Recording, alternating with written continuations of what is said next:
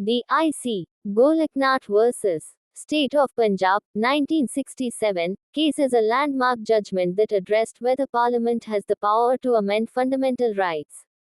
It's a key milestone in the development of constitutional law in India. Reference Air 1967 South Carolina 1673. Background of the case. The case originated from a land dispute involving the two brothers, I.C. Golaknath and others, who owned over 500 acres of land in Punjab. The Punjab government, under the Punjab Security and Land Tenures Act, 1953, declared a large portion of their land as surplus, which was a part of its land reform program.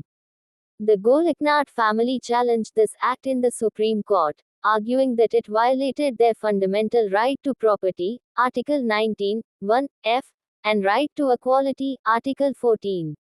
The core legal question before the Supreme Court was whether Parliament, using its amending power under Article 368, could take away or abridge fundamental rights guaranteed by the Constitution. This was a direct challenge to the earlier rulings in Shankari Prasad, 1951, and Sajjan Singh, 1965, which had upheld Parliament's power to amend fundamental rights. Principles of law laid down. In a 6-5 majority decision, an 11-judge bench of the Supreme Court reversed its previous stance and delivered a significant verdict. The court laid down the following principles. Fundamental rights are not amendable. The court held that Parliament has no power to amend or abridge the fundamental rights of citizens. It ruled that fundamental rights are sacred and transcendental, and are therefore beyond the reach of the amending power of Parliament. Law includes constitutional amendments. The court interpreted the word law in Article 13(2) to include not only ordinary legislative laws but also constitutional amendments. This meant that any constitutional amendment that violates or takes away a fundamental right would be considered void under Article 13(2).